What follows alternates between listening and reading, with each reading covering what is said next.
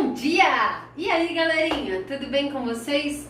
Hoje, finalmente, entramos nessa matéria nova, tão tenebrosa, né?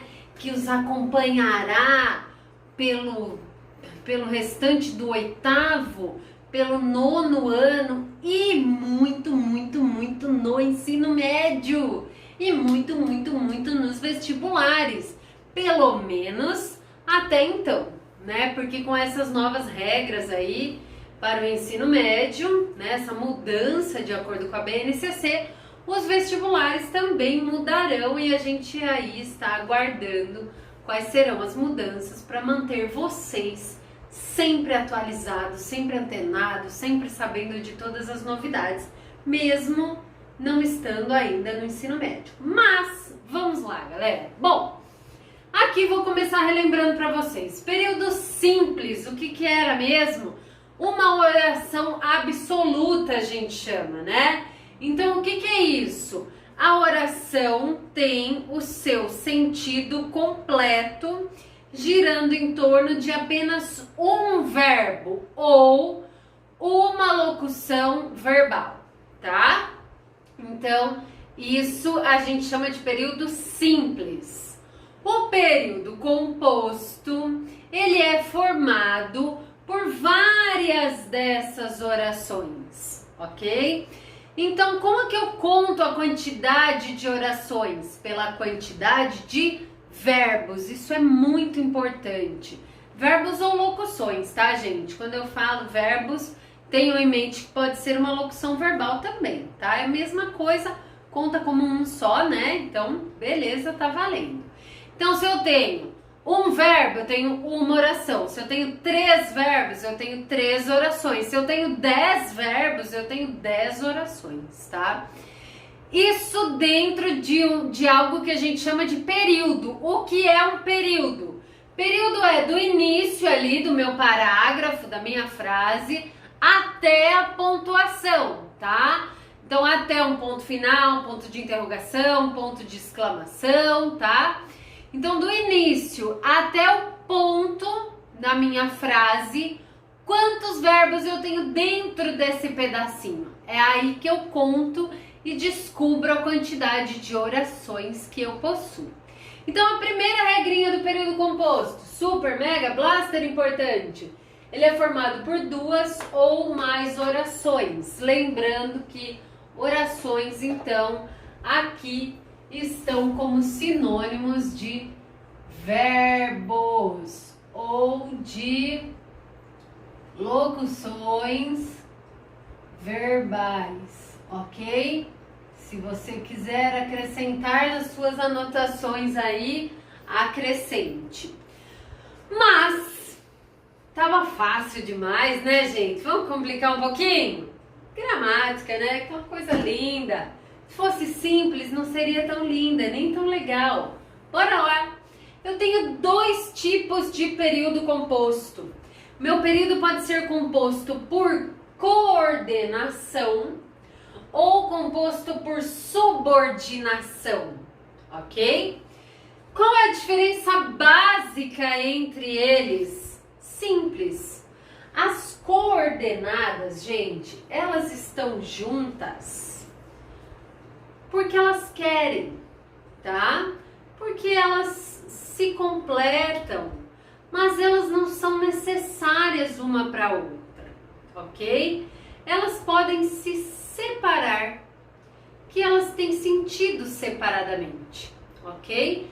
Portanto, elas são chamadas de orações independentes, tá? Elas estão juntas, acopladas ali, ó. Deu um trava-língua aí, hein?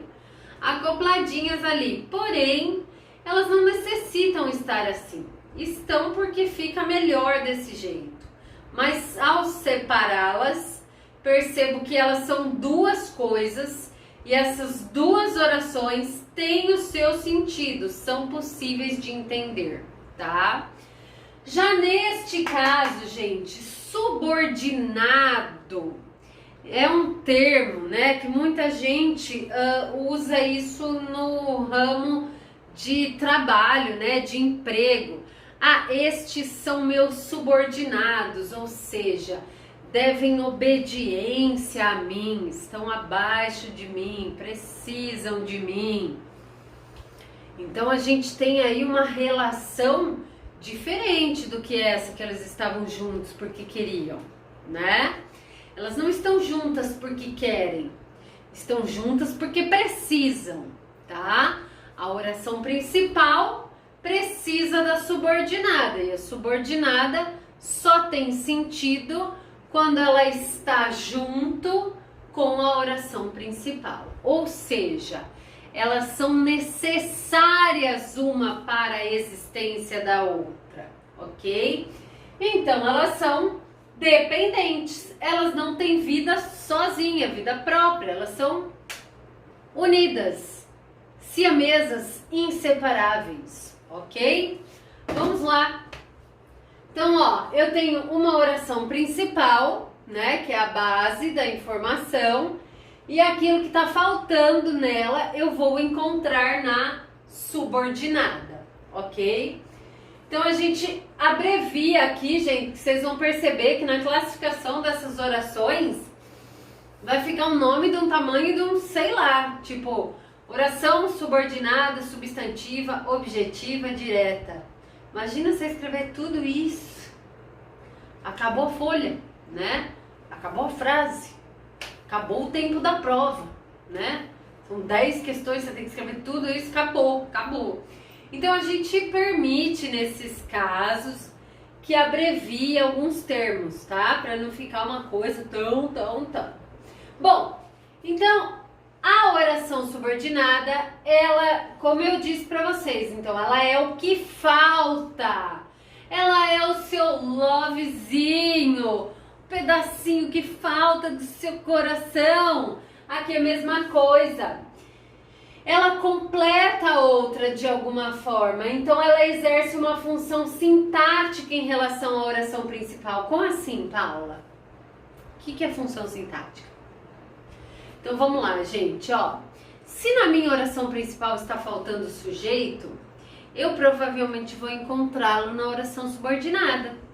Se na minha oração principal está faltando um objeto direto, eu provavelmente vou encontrá-lo na minha subordinada, tá? Então é assim que funciona.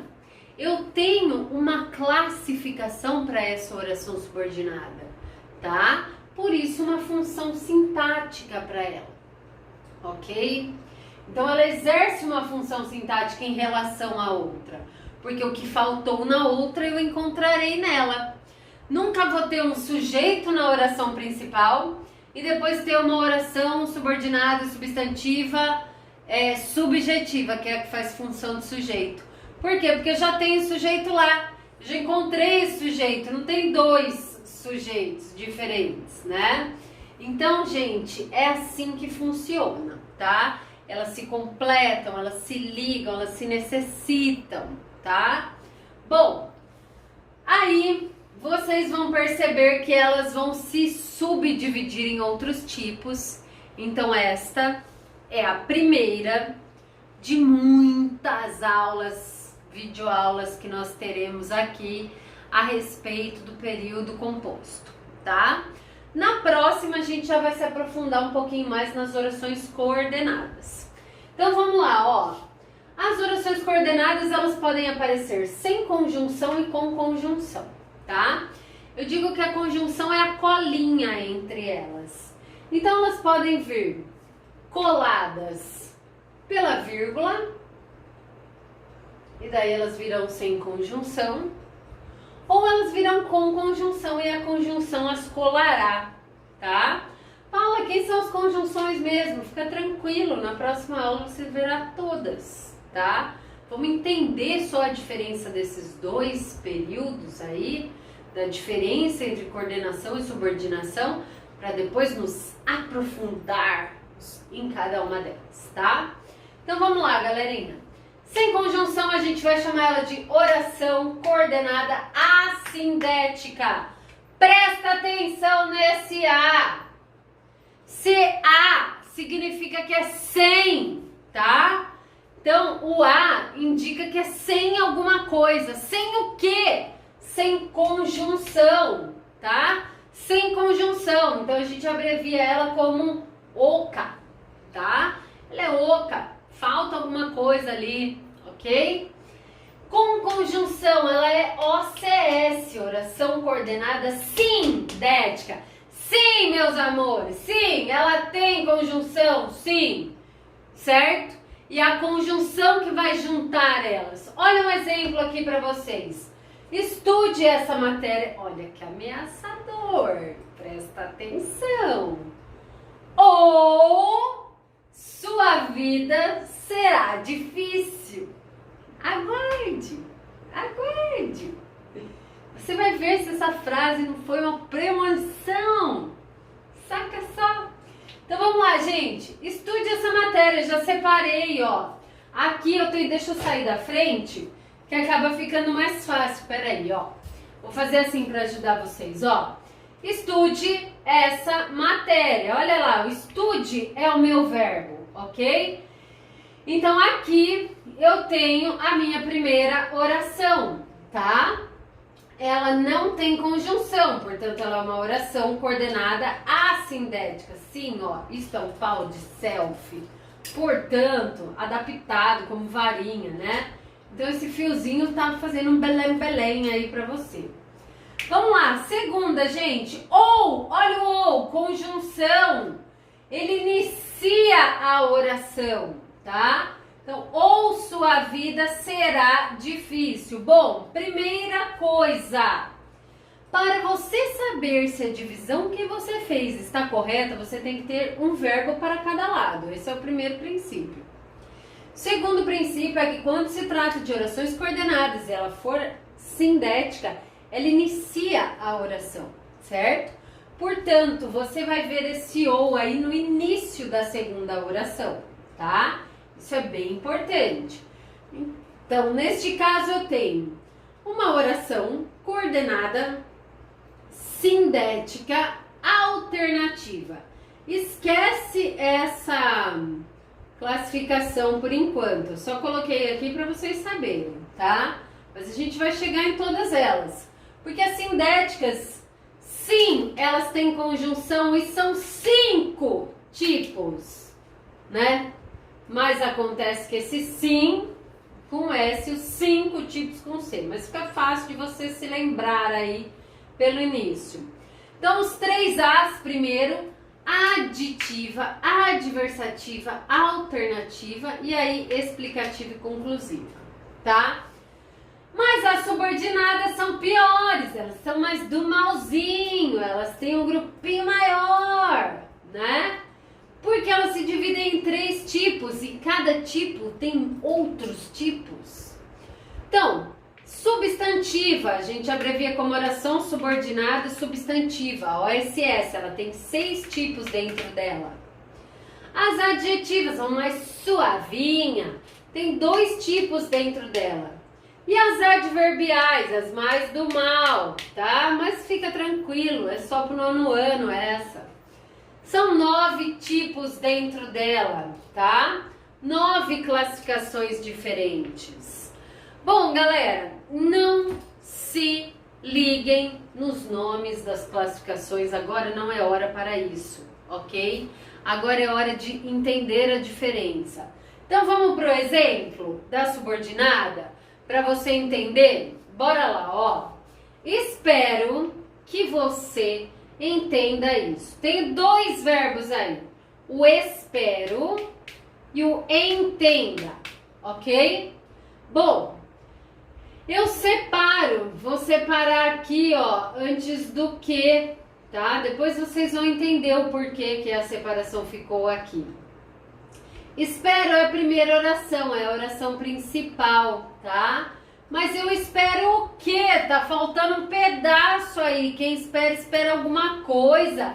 Espera alguém, né? Então, eu espero que você entenda isso. Então, completou a oração anterior. Então, ela é uma oração subordinada, tá? Se eu continuasse a classificação aqui, seria uma oração subordinada, substantiva, objetiva direta, porque quem espera, espera alguma coisa, quem completa o verbo esperar sem preposição é o objeto direto. Tá vendo? Tudo se ligou, eles viraram uma coisa só. Tudo aquilo que a gente viu antes, sujeito, predicado, predicativos, objeto direto, objeto indireto, complemento nominal, aposto, tudo vai aparecer de novo, só que num nível mais hard, né, gente? Um nível mais de universitário, vamos dizer assim. Então ele vai aparecer de novo, mas no período composto, que dificulta um pouquinho a nossa vida, mas não muito, porque você vai estudar, você vai fazer os exercícios e você vai entender isso, tirar isso de letra, ok? Então, galera, daqui a pouquinho a gente se encontra na live para corrigir os exercícios que estão propostos ali, ok? Beijos!